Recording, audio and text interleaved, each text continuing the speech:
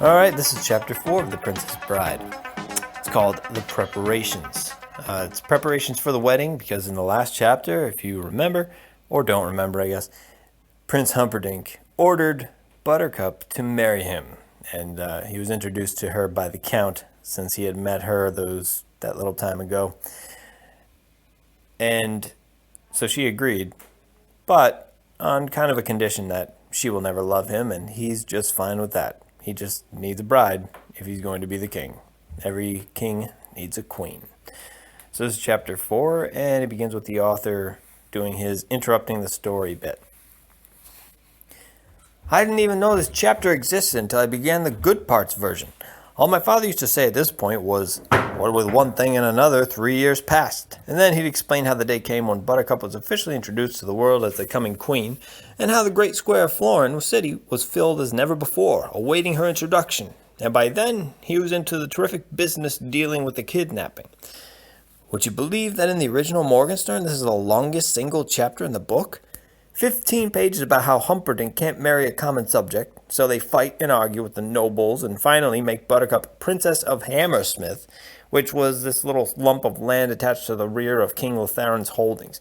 Then the Miracle Man began improving King Lotharin, and 18 pages are used up in describing the cures. Morgenstern hated doctors and was always bitter when they outlawed miracle men from working in Florence proper. And 72, count 'em, 72 pages on the training of a princess. He follows Buttercup day to day, month to month, as she learns all the ways of curtsying and tea-pouring and how to address visiting nabobs and like that. All this in a satiric vein, naturally, since Morgenstern hated royalty more even than doctors. But from a narrative point of view, in 105 pages, nothing happens. Except this. What with one thing and another, 3 years passed. Alright, so that was chapter 4. Now on to chapter 5. This is a big chapter, one of the most action-packed chapters of the book. And it's called The Announcement. The great square of Florence City was filled as never before, awaiting the introduction of Prince Humperdinck's bride-to-be, Princess Buttercup of Hammersmith. The crowd had begun forming some 40 hours earlier, but up to 24 hours before, there were still fewer than 1,000. But then, at the moment of introduction grew nearer, from across the country, the people came.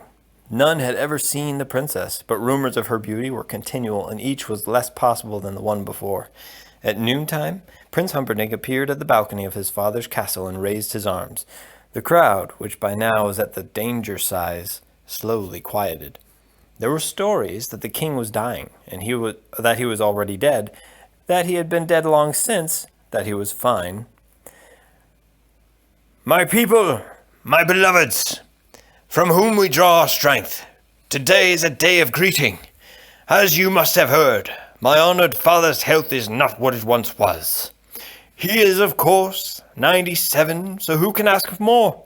As you already know, Florence needs a male heir. The crowd began to stir now. It was to be this lady they had heard so much about. In 3 months, our country celebrates its 500th anniversary. To celebrate that celebration, I shall, on that sundown, take for my wife the Princess Buttercup of Hammersmith. You do not know her yet, but you will meet her now. And he made a sweeping gesture, and the balcony doors swung open, and Buttercup moved out beside him on the balcony. And the crowd, quite literally, gasped. The 21-year-old princess far surpassed the 18-year-old mourner. Her figure faults were gone, the too bony elbow having fleshed out nicely. The opposite pudgy wrist could not have been trimmer. Her hair, which was once the color of autumn, was still the color of autumn, except that before she attended to herself, whereas now she had 5 full-time hairdressers who managed things for her. This was long after hairdressers. In truth, ever since there have been women, there have been hairdressers, Adam being the first, though the King James scholars do their very best to muddy this point. Her skin was still wintry cream, but now, with 2 handmaidens assigned to each appendage and 4 for the rest of her, it actually, in certain lights, seemed to provide her with a gentle, continually moving, as she moved, glow. Prince Humperdinck took her hand and held it high, and the crowd cheered. "That's enough. Mustn't risk overexposure," the prince said, and he started back in toward the castle. "They have waited, some of them, so long," Buttercup answered. "I would like to walk among them." "We do not walk among commoners unless it is unavoidable," the prince said. "I have known more than a few commoners in my time," Buttercup told him. "They will not, I think, harm me." And with that she left the balcony, reappeared a moment later on the great steps of the castle, and, quite alone, walked open-armed down into the crowd. Wherever she went, the people parted. She crossed and recrossed the great square, and always ahead of her, the people swept apart to let her pass. Buttercup continued, moving slowly and smiling, alone, like some land messiah. Most of the people there would never forget that day. None of them, of course, had ever been so close to perfection, and the great majority adored her instantly. There were, to be sure, some who, while admitting she was pleasing enough, were withholding judgment as to her quality as a queen. And of course, there were some who were frankly jealous. Very few of them hated her, and only 3 of them were planning to murder her. Buttercup naturally knew none of this. She was smiling, and when people wanted to touch her gown, well, let them. And when they wanted to brush their skin against hers, well, let them do that too. She had studied hard to do things royally, and she wanted very much to succeed, so she kept her posture erect and her smile gentle, and that her death was so close would have only made her laugh if someone had told her. But in the farthest corner of the great square, in the highest building in the land, deep in the deepest shadow, the man in black stood waiting. His boots were black and leather. His pants were black, and his shirt. His mask was black, blacker than raven. But blackest of all were his flashing eyes, flashing and cruel and deadly. Buttercup was more than a little weary after her triumph. The touching of the crowds had exhausted her, so she rested a bit, and then, toward mid-afternoon, she changed into her riding clothes and went to fetch horse. This was the one aspect of her life that had not changed in the years preceding. She still loved to ride, and every afternoon, weather permitting or not, she rode alone for several hours in the wild land beyond the castle. She did her best thinking then. Not that her best thinking ever expanded horizons. Still, she told herself she was not a dummy either, so as long as she kept her thoughts to herself, well, where was the harm? As she rode through the woods and streams and heather, her brain was a whirl. The walk through the crowds had moved her, and in a way most strange. For even though she had done nothing for 3 years now but trained to be a princess and a queen, today was the first day she actually understood that it was all soon to be a reality. And I just don't like Humperdinck, she thought. It's not that I hate him or anything, I just never see him. He's always off someplace or playing in the zoo of death. To Buttercup's way of thinking, there were 2 main problems. 1, was it wrong to marry without like? And 2, if it was it too late to do anything about it? The answers to her way of thinking as she rode along were no and 2, yes. It wasn't wrong to marry someone you didn't like, it just wasn't right either. If the whole world did it, that wouldn't be so great. What with everybody kind of grunting at everybody else as the years went by. But, of course, not everybody did it, so forget about that. The answer to number 2 was even easier. She had given her word she would marry. That would have to be enough. True, he had told her quite honestly that if she said no, he would have to have her disposed of, in order to keep respect for the crown at its proper level. Still, she could have, had she so chosen, said no. Everyone had told her since she became a princess in training that she was very likely the most beautiful woman in the world. Now she was going to be the richest and most powerful as well. Don't expect too much from life, Buttercup told herself as she rode along. Learn to be satisfied with what you have. Dusk was closing in when Buttercup crested the hill. She was perhaps an hour from the castle, and her daily ride was 3/4 done. Suddenly she reined horse, for standing in the dimness beyond was the strangest trio she had ever seen.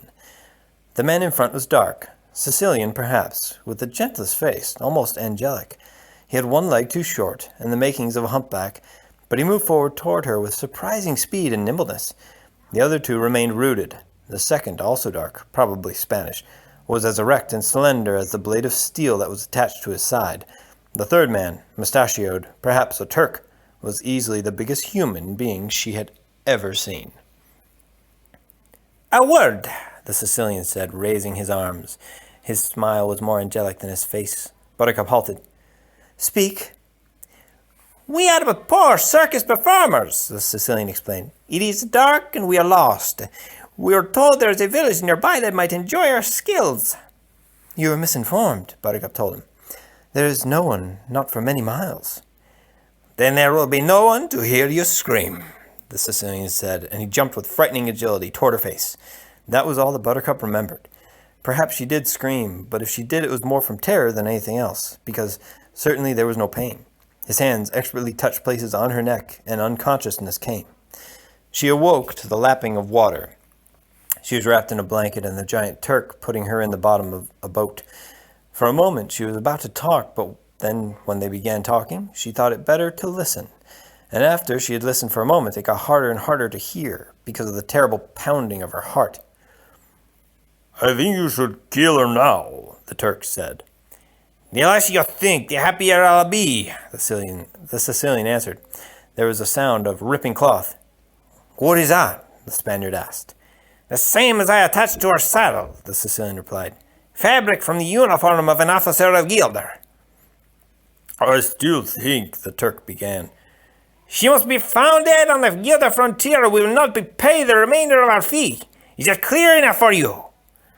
"I just feel better when I know what's going on, that's all," the Turk mumbled. "People always think I'm so stupid because I'm big and strong and sometimes drool a little when I get excited." "The reason people think you're so stupid," the Sicilian said, "is because you are so stupid. It has nothing to do with your drooling." There came the sound of a flapping of sail. "Watch your heads," the Spaniard cautioned, and then the boat was moving. "The people of Florence will not take her death well, I shouldn't think. She has become beloved." "There will be a war," the Sicilian agreed. "We have been paid to start it. It's a fine line of work to be expert in. If we do this perfectly, there will be a continual demand for our services."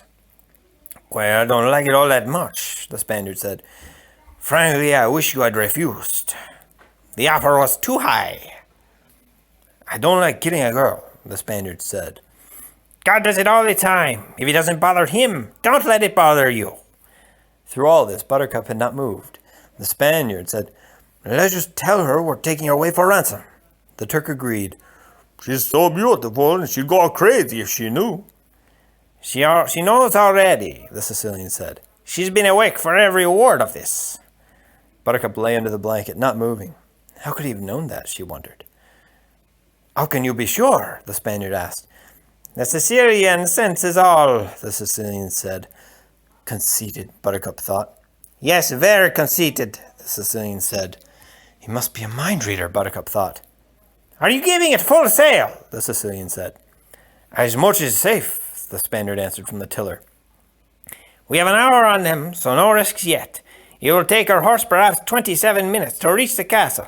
A few minutes more for them to figure out what happened, and since we left an obvious trail, they shall be after us within an hour. We should reach the cliffs in 15 minutes more, and with any luck, the Gilder frontier at dawn when she dies. Her body should be quite warm when the prince reaches her mutilated form. I only wish we could stay for his grief. It should be Homerific." "Why does he let me know his plans?" Buttercup wondered. "You are going back to sleep now, my lady," the Spaniard said, and his fingers suddenly were touching her temple, her shoulder, her neck, and she was unconscious again. Buttercup did not know how long she was out, but they were still in the boat when she blinked, the blanket shielding her. And this time, without daring to think, the Sicilian would have known it somehow. She threw the blanket aside and dove deep into the Florence Channel. Really quick, map time. Just to make sure we know where we are. So she rode out of Florence City into the countryside. And basically has been kidnapped in a boat now. And you can see him here. It says a kidnapper's ship that you can see between all those sharks. And this is the Florence Channel. And it mentioned earlier in the book that they call it two names. Florin calls it the Florence Channel, and Gilder calls it the Channel of Gilder. But anyway, That's where they are, and they mention the cliffs, and you see right there it says those cliffs are called the Cliffs of Insanity. All right. Back to the chapter. She stayed under for as long as she dared and then surfaced, starting to swim across the moonless water with every ounce of strength remaining to her. Behind her in the darkness there were cries. Go in! Go in! From the Sicilian. I only dog paddle! From the Turk. You're better than I am! From the Spaniard. Buttercup continued to leave them behind her. Her arms ached from effort, but she gave them no rest. Her legs kicked and her heart pounded. I can hear her kicking, the Sicilian said. Veer left! Buttercup went into her breaststroke, silently swimming away. Where is she? Shrieked the Sicilian. The sharks will get her, don't worry, cautioned the Spaniard. Oh dear, I wish you hadn't mentioned that, thought Buttercup. Princess, the Sicilian called. Do you know what happens to sharks when they smell blood in the water? They go mad. There's no controlling their wildness. They rip and shred and chew and devour, and I'm in a boat, Princess, and there isn't any blood in the water now, so we're both quite safe. But there is a knife in my hand, my lady, and if you don't come back, I'll cut my arms and cut my legs, and I'll catch the blood in a cup, and I'll fling it as far as I can, and sharks can smell blood in the water for miles. You won't be beautiful for long. Buttercup hesitated, silently treading water. Around her now, although it was surely her imagination, she seemed to be hearing the swish of giant tails. Come back now. There'll be no other warning. Buttercup thought, if I come back, they'll kill me anyway, so what's the difference? The difference is... There he goes, doing that again, thought Buttercup. He really is a mind reader. If you come back now, the Sicilian went on, I give you my word as a gentleman and assassin that you will die totally without pain.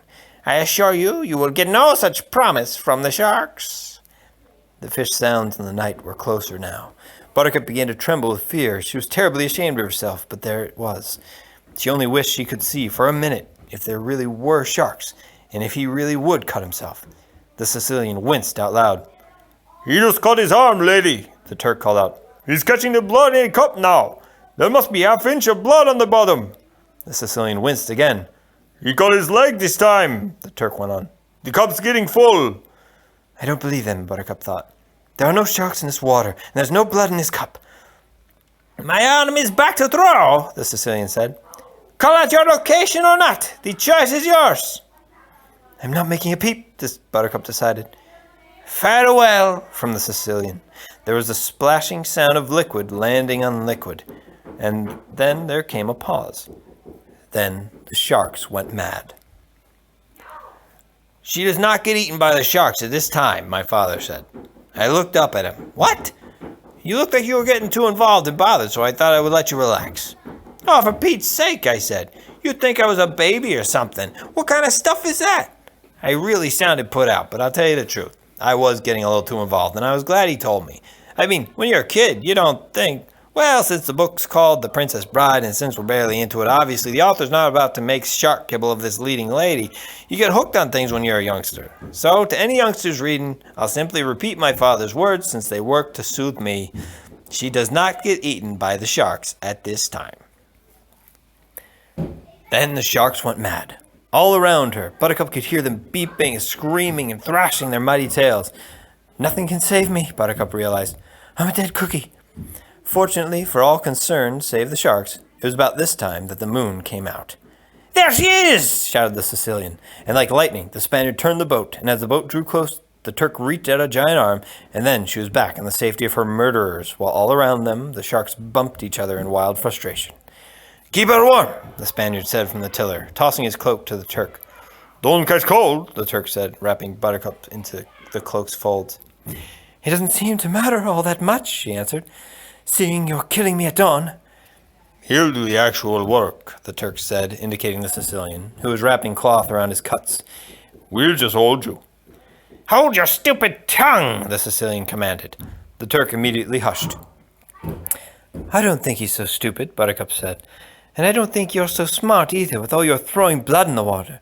That's not what I would call grade A thinking. It worked, didn't it? You're back, aren't you? The Sicilian crossed toward her. Once women are sufficiently frightened, they scream. But I didn't scream. The moon came out, answered Buttercup somewhat triumphantly. The Sicilian struck her. "Enough of that," the Turk said then.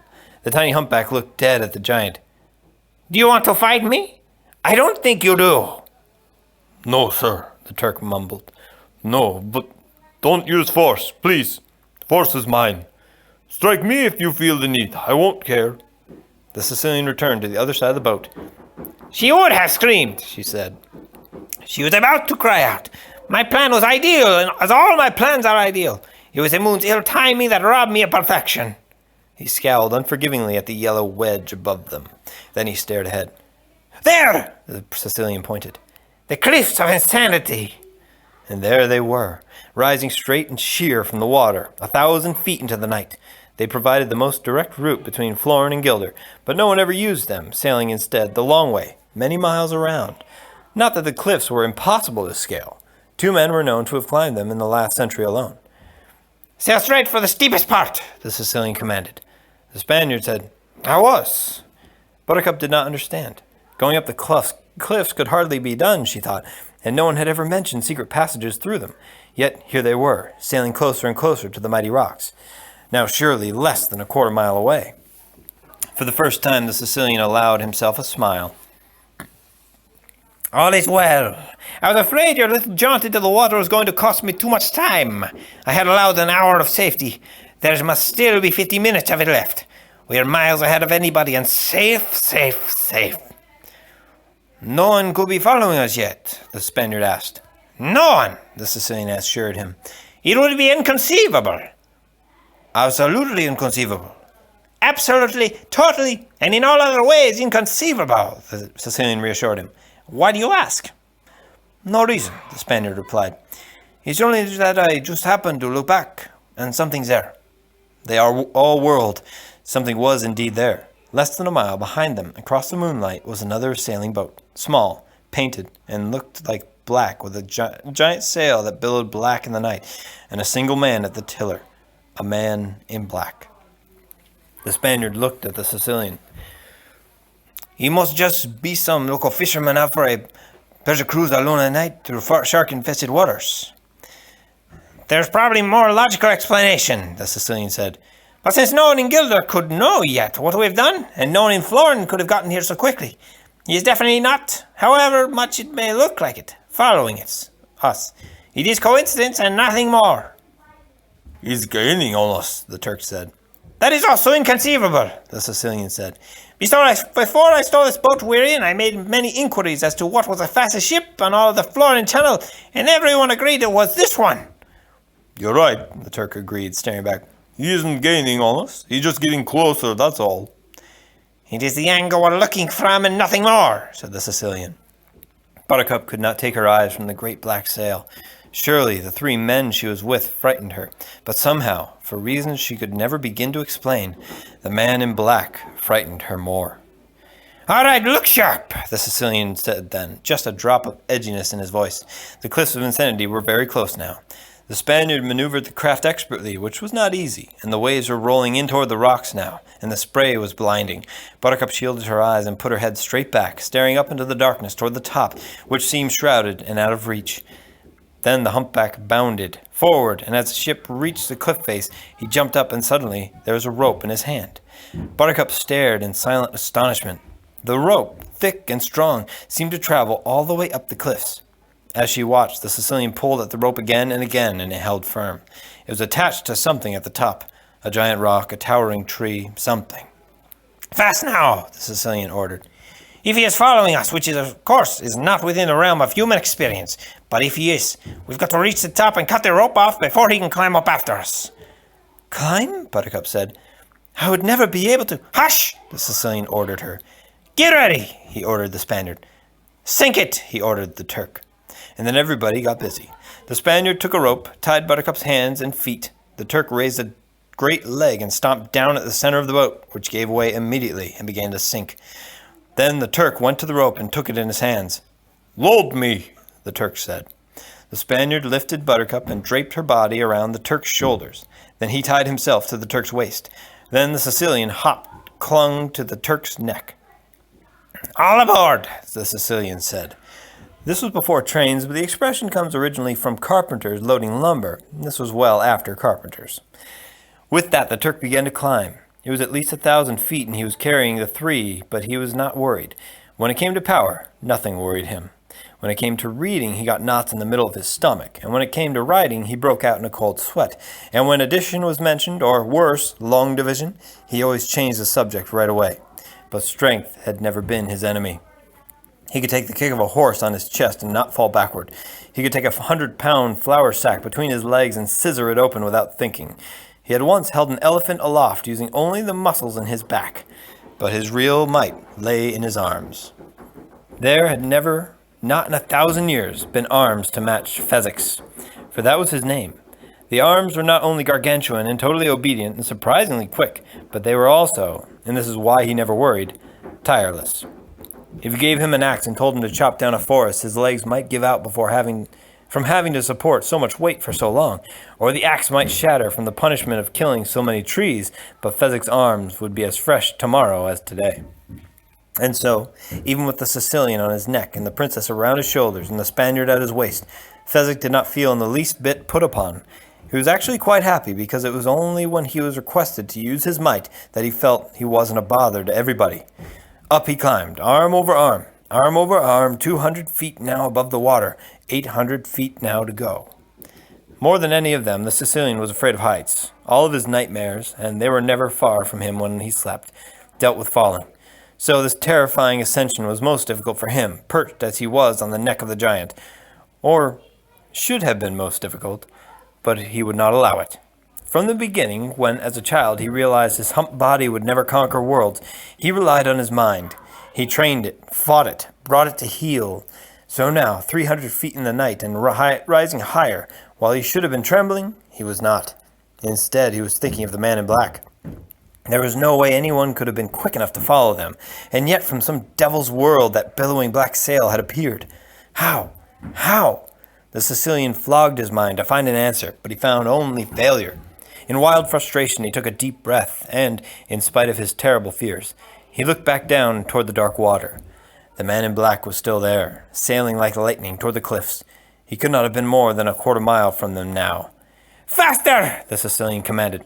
"I'm sorry," the Turk answered meekly. "I thought I was going faster." Lazy, spurred the Sicilian. "I'll never improve," the Turk answered, but his arms began to move faster than before. "I cannot see too well because your feet are locked around my face," he went on. "So could you tell me, please, if we are halfway yet?" "A little over, I should think," said the Spaniard from his position around the giant's waist. "You're doing wonderfully, Fezzik." "Thank you," said the giant. "And he's closing on the cliffs," added the Spaniard. No one had to ask who he was. 600 feet now. The arms continued to pull over and over. 620 feet. 650. Now faster than ever. 700. "He's left his boat behind," the Spaniard said. "He's jumped onto our rope. He's starting up after us." "I can feel him," Fezzik said. "His body weight on the rope." "He'll never catch up," the Sicilian cried. "Inconceivable!" "You keep using that word," the Spaniard snapped. "I don't think it means what you think it means." "How fast is he at climbing?" Fezzik said. "I'm frightened," was the Spaniard's reply. The Sicilian gathered his courage again and looked down. The man in black seemed almost to be flying. Already he had cut their lead 100 feet, perhaps more. "I thought you were supposed to be so strong," the Sicilian shouted. "I thought you were this great mighty thing, and yet he gains." "I'm carrying 3 people," Fezzik explained. "He has only himself, and—" "Excuses are the refuge of cowards," the Sicilian interrupted. He looked down again. The man in black had gained another 100 feet. He looked up now. The cliff tops were beginning to come into view. Perhaps 150 feet more, and they were safe. Tied hand and foot, sick with fear, Buttercup wasn't sure what she wanted to happen. Except this much she knew. She didn't want to go through anything like it again. "Fly, Fezzik!" the Sicilian screamed. 100 feet to go! Fezzik flew. He cleared his mind of everything but ropes and arms and fingers, and his arms pulled and his fingers gripped and the rope held taut, and— "He's over halfway," the Spaniard said. "Halfway to doom is where he is," the Sicilian said. "We're 50 feet from safety, and once we're there, and I untie the rope—" He allowed himself to laugh. 40 feet. Fezzik pulled. 20. 10. It was over. Fezzik had done it. They had reached the top of the cliffs. And first the Sicilian jumped off, and then the Turk removed the princess, and as the Spaniard untied himself, he looked back over the cliffs. The man in black was no more than 300 feet away. Seems a shame, the Turk said, looking down alongside the Spaniard. Such a climate deserves better than... He stopped talking then. The Sicilian had untied the rope from its knots around an oak. The rope seemed almost alive. The greatest of all water serpents heading at last for home, it whipped across the cliff top, spiraled into the moonlit channel. The Sicilian was roaring now, and he kept at it until the Spaniard said, "He did it." "Did what?" The humpback came scurrying to the cliff edge. "Release that rope in time," the Spaniard said. "See!" He pointed down. The man in black was hanging in space, clinging to the sheer rock face 700 feet above the water. The Sicilian watched, fascinated. "You know," he said, "since I've made a study of death and dying, and I'm a great expert, it might interest you to know that he would be dead long before he hits the water. The fall will do it, not the crash." The man in black dangled helpless in space, clinging to the cliffs with both hands. "Oh, how rude we're being," the Sicilian said then, turning to Buttercup. "I'm sure you'd like to watch." He went to her and brought her, still tied hand and foot, so that she could watch the final pathetic struggle of the man in black 300 feet below. Buttercup closed her eyes and turned away. "Shouldn't we be going?" the Spaniard asked. "I thought you were telling us how important time was." It is, the Sicilian nodded. "But I just can't miss a death like this. I could stage one of these every week and sell tickets. I could get out of the assassination business entirely. Look at him. Do you think his life is passing before his eyes? That's what the books say." He has very strong arms, Fezzik commented, to hold on so long. "He can't hold on much longer," the Sicilian said. "He has to fall soon." It was at that moment that the man in black began to climb. Not quickly, of course, and not without great effort.